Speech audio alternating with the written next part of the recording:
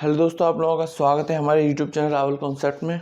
दोस्तों, सबसे पहले क्लास स्टार्ट करने से पहले मैं बता देना चाहता हूं कि मैं यूपी सुपर टेट, ठीक है, यूपी में जो वैकेंसी आई हैं 17,000, अभी तक जो भी आई हैं 17,000, ठीक है, उसके ऊपर भी क्लास स्टार्ट करने जा रहा हूँ। ये तो साथ साथ चलेंगी उसकी वीडियो भी अपलोड किया करूँगा। तो सबसे पहले हम जो वीडियो आएंगी सुपर टेट का सिलेबस है उसके ऊपर जो है बात करेंगे। उसके बाद एक एक करके जितने भी टॉपिक्स हैं वो सब कुछ पढ़ाऊंगा, फ्री ऑफ कॉस्ट सब कुछ रहेगा। उसका स्टडी मटेरियल भी, जैसे कि अपने यूपी पीजीटी, इसका पीजीटी का चल रहा है, ऐसी सुपर टेट का चलने वाला है। तो जो भी बंदे हैं, बंदे बंदियां हैं, जितने भी लोग हैं आपके टच में, ठीक है, तो उन सबको बता दो। और जहाँ जहाँ आपके सोशल मीडिया ग्रुप है वहाँ शेयर कर देना, ठीक है। तो आज अपनी क्लास स्टार्ट करते हैं, क्लास नंबर 8, ठीक है। क्लास नंबर 8 है ना आज, तो स्टार्ट करते हैं। देखो, हमने दो अपने जो मुख्य स्थान थे उनको पढ़ लिया था। आज सबसे ज़्यादा जो मुख्य स्थान रहने वाला है वो मध्य प्रदेश रहेगा, ठीक है। मध्य प्रदेश का कोई भी डाटा, पूरा पाषाण काल से संबंधित कोई भी फैक्ट हमारा छूटना नहीं चाहिए। अच्छे से याद कर लेना, बहुत इंपॉर्टेंट रहता है, ठीक है। सबसे पहले पढ़ते हैं राजस्थान, ठीक है, पूरा पाषाण काल से संबंधित है, ठीक है। देखो, राजस्थान में कई सारे स्थान आते हैं, राजस्थान के अंदर भी कई सारे स्थान को हम पढ़ेंगे, लेकिन स्पेसिफिक किसी भी स्थान पर कोई स्पेसिफिक उपकरण नहीं मिला है। जैसे कि हम मान के चलें, जैसे कि हम कह रहे हैं यहाँ पे गुजरात में सौराष्ट्र है, सौराष्ट्र में क्या मिला है, हस्त कुठार मिला है, ठीक है। लेकिन यहाँ पर स्पेसिफिक किसी ऐसा कोई नहीं मिला है जिसका हम नाम बता सकें कि भाई यहाँ हस्त कुठार मिला है या विदारणी मिली है, तो इस तरह से नहीं मिले हैं, ठीक है। तो नाम महत्वपूर्ण हो जाता है, फिर क्वेश्चन कैसे बनेगा, ठीक है। ऐसे बन सकता है कि निम्नलिखित स्थानों में से पूरा पाषाण युग से संबंधित कौन सा स्थान है, ठीक है। तो दे सकता है लूनी नदी को, दे सकता है चित्तौड़गढ़ को, दे सकता है ना, तो इस तरह से देगा। तो इसी तरह से आपको याद कर लेना है और बहुत आसान हो जाएगा। ये मोस्ट इंपोर्टेंट है, ये वाला जो है ये मोस्ट इंपोर्टेंट हो जाएगा आपके, ठीक है। देखो, सबसे पहले देखते हैं राजस्थान में पूरा पाषाण काल से संबंधित पढ़ते हैं, किसमें, राजस्थान में पढ़ते हैं, ठीक है। पूरा पाषाण काल में भी कौन सा स्थान जगह पढ़ रहे हैं हम, निम्न पूरा पाषाण काल पढ़ रहे हैं, ठीक है। लूनी नदी के आसपास, लूनी नदी के आसपास हमें इस समय से संबंधित पाषाण उपकरण हमें प्राप्त होते हैं, ठीक है। ये वाला अच्छा चलेगा, डार्क है, हाँ ये ठीक है। कौन सी नदी के आसपास, लूनी नदी के आसपास, ठीक है। अगला कौन सा है, चित्तौड़गढ़ में, ठीक है। चित्तौड़गढ़ में कहां पर, चित्तौड़गढ़ में गंभीर नदी घाटी में। देखो, बहुत ज्यादा डेप्थ में पढ़ा रहा हूं, इतना डेप्थ में आपको नहीं मिलने वाला, फिर इसीलिए बता रहा हूं, अच्छे से नोट्स बना लो। एक भी क्वेश्चन नहीं छूटेगा, एक भी क्वेश्चन नहीं छूटेगा। अगला देखो, पोटा संभाग, पोटा संभाग में कौन सी जगह, पोटा संभाग में चंबल नदी घाटी में, ठीक है। यहाँ पे कौन से काल के पाए गए हैं, पुरापाषाण काल कह सकते हो। पुरापाषाण काल में तो सब कुछ आ ही जाएगा, ठीक है। और स्पेसिफिक निम्न पुरापाषाण काल पूछे तो आपको अच्छे से याद रख लेना है, ठीक है। आगे देखो, एक और स्थान है बागौर, ठीक है, ये बागौर यहाँ से भी प्राप्त होते हैं। अगला है, ये इंपॉर्टेंट है, जैसे कि जितना इंपॉर्टेंट ये मैंने दोनों बताए हैं उतना ही इंपॉर्टेंट दिदवाना है, ठीक है। तिदवाना, इस स्थान का नाम याद रखना है। अगला है नागौर जिला, नागौर जिला ये मोस्ट इंपोर्टेंट है, जैसे ये है ऐसे ही ये है। नागौर जिले में दो स्थान हैं, एक 16R 16R, ठीक है, और एक सिंगी तालाब। ये पढ़ा होगा आप लोगों ने, एक सिंगी तालाब के बारे में कहीं ना कहीं पढ़ा होगा, जो पहले से प्रिपरेशन कर रहे हैं, ठीक है, और जो नए हैं वो अब पढ़ रहे हैं, ठीक है। 16R और सिंगी तालाब के विषय में आपने पढ़ा होगा। तो हमारा राजस्थान कंप्लीट हो गया अच्छे से। जैसे मैंने आपको नोट्स बनाए हैं आपको इतना ही करना है, इनको लिख लेना है इसी प्रकार से, ठीक है।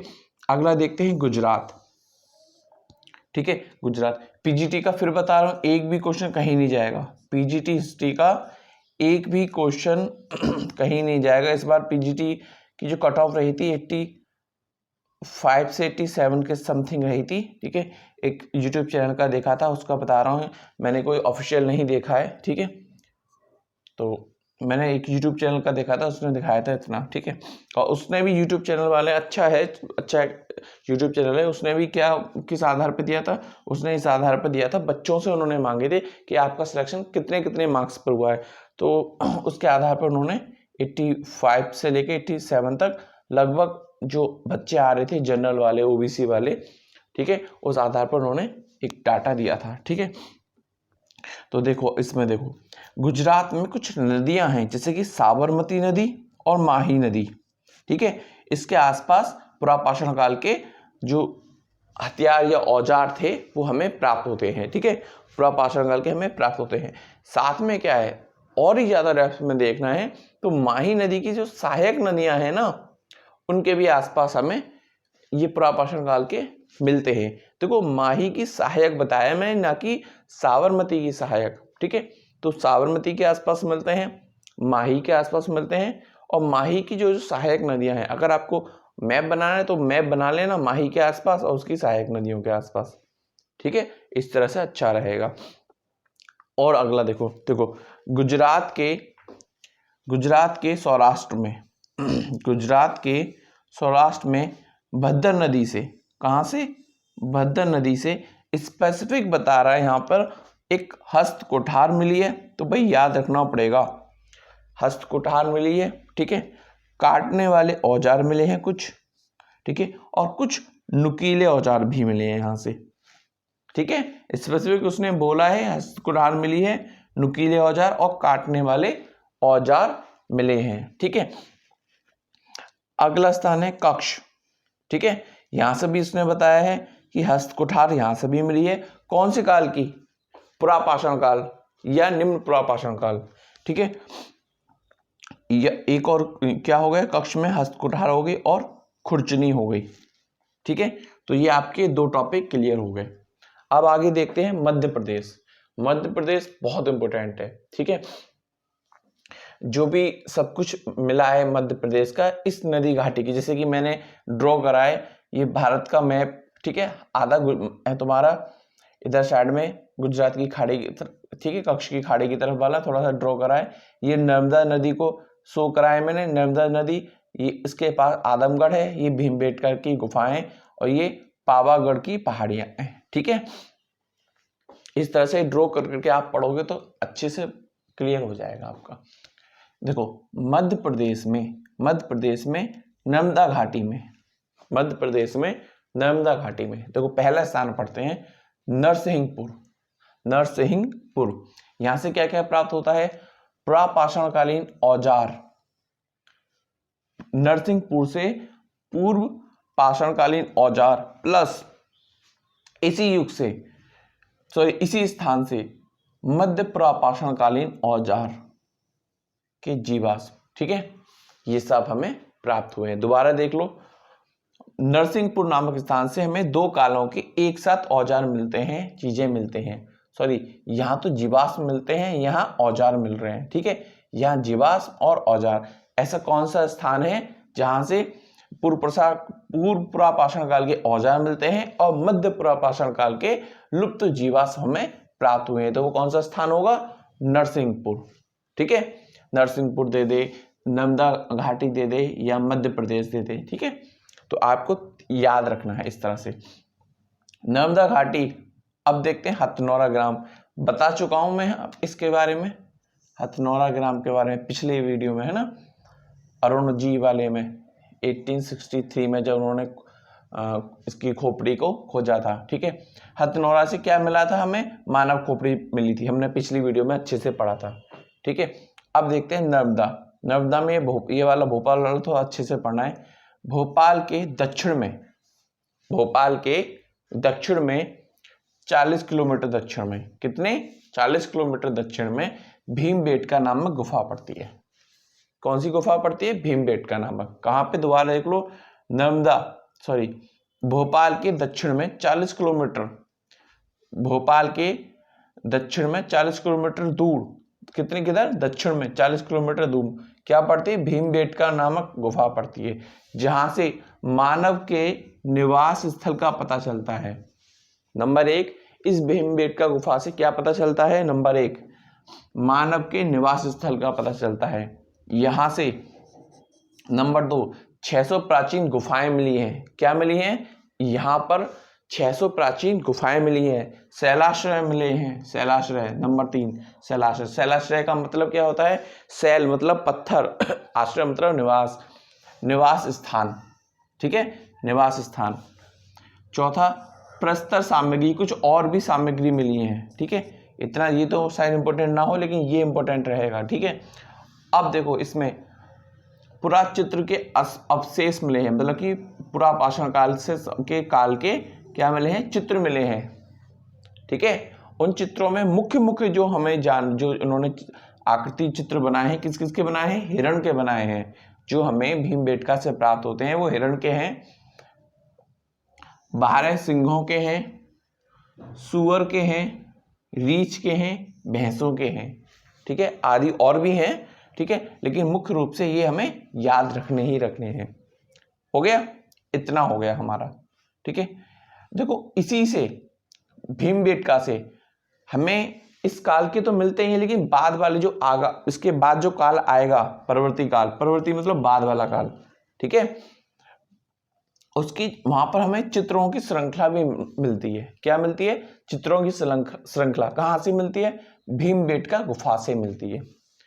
इसके काल की नहीं, बाद वाले काल की। ठीक है, इसके जो बाद काल आएगा, पर्वती का मतलब बाद वाला, जो अभी आने वाला है। ठीक है, उसके मतलब कि ये काल के हमें मान के चलो, ये काल चल रहा है, यहाँ पे कोई काल समय है। ठीक है, वहां से हमें कौन कौन से चित्र मिले? ये चित्र मिले। ठीक है, इसके बाद भी काल वापस इधर तो जाएगा नहीं, काल समय इधर चलेगा। ठीक है, तो ये समय आया, फिर ये समय आया। ठीक है, तो जो बाद वाला समय हुआ ना, उसके समय के हमें क्या मिले हैं? चित्र मिले हैं। चित्र के रूप में कैसे?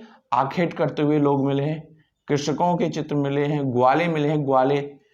ठीक है, तो अब हमें जब ग्वाले मिले हैं, ग्वाले मतलब गाय चराने वाले वही होंगे ना, तो कृषक मिले हैं, कृषक मतलब कि नवपाषाण काल की बात होने लगी यहाँ पे। ठीक है, तो आखिर तो चलो इसमें काल में भी होता, तो अब इससे भी हमें पता चलता है कि भैया कृषक और जब ग्वाले आए हैं तो ये मध्य पाषाण काल के बाद की बात हुई होगी। ठीक है, मध्य पाषाण काल या नवपाषाण काल या उससे भी उधर तक के चित्र हमें प्राप्त होते हैं। ठीक है, ये अंतिम है। मध्य प्रदेश में एक और स्थान है, आदमगढ़ की पहाड़ियां। ठीक है, आदमगढ़ की पहाड़ियां एक और इंपॉर्टेंट स्थान है। यहां से हमें क्या क्या प्राप्त होता है? यहां से हमें पूर्व प्लस मध्य प्रापाषाण कालीन चरणों के शिल्प उपकरण मिले हैं। पूर्व और मध्य, पूर्व के मिले हैं और मध्य पुरापाषाण काल चरणों के शिल्प उपकरण भी हमें प्राप्त होते हैं। आज आपका 5 स्थान समाप्त हो गए। ठीक है, छठा 7वां जो उत्तर प्रदेश वाला आने वाला है वो भी उतना ही महत्वपूर्ण है जैसे कि उत्तर प्रदेश का महत्वपूर्ण है। ठीक है, उसके बाद छोटे छोटे टॉपिक आएंगे, वो हम कवर कर लेंगे। फिर हम 23 तारीख के बाद थोड़ा ज्यादा पढ़ना स्टार्ट करेंगे। ठीक है, तो मेरे चैनल को अच्छा लगा हुआ तो शेयर करें, सब्सक्राइब करें। कोई क्वेरी है तो कमेंट में पूछें। ठीक है, मैं ना अपना नंबर डिस्क्रिप्शन में दे के रखता हूँ, फिर भी बता देता हूँ, 8755761309। ठीक है, बहुत ज़्यादा ज़रूरी हो तभी कॉल कर लें, वरना मैसेज छोड़ें। व्हाट्सएप नंबर भी मेरा यही है। ठीक है, और टेलीग्राम वगैरह जो जहाँ पर भी आपको जिस भी प्लेटफॉर्म पे आपको मैसेज छोड़ना है छोड़ सकते हैं। इंस्टाग्राम वगैरह सब कुछ लिंक मैंने नीचे दिया हुआ है डिस्क्रिप्शन में, आप वहाँ जाएं देखें। ठीक है, एक बार लास्ट में जाते जाते फिर बताना चाहूँगा कि यूपी जो सुपर टेट की जो वैकेंसी आने वाली है, ठीक है, उसका फ्री ऑफ कॉस्ट में सुपर टेट की जो वैकेंसी आने वाली है फ्री ऑफ कॉस्ट पढ़ाऊंगा, बिल्कुल फ्री। ठीक है, तो जो बंदे आपको आप जानते हो, ठीक है, वहां उनको बताओ, फ्री ऑफ कॉस्ट सब कुछ मिलने वाला है। Thank you for watching.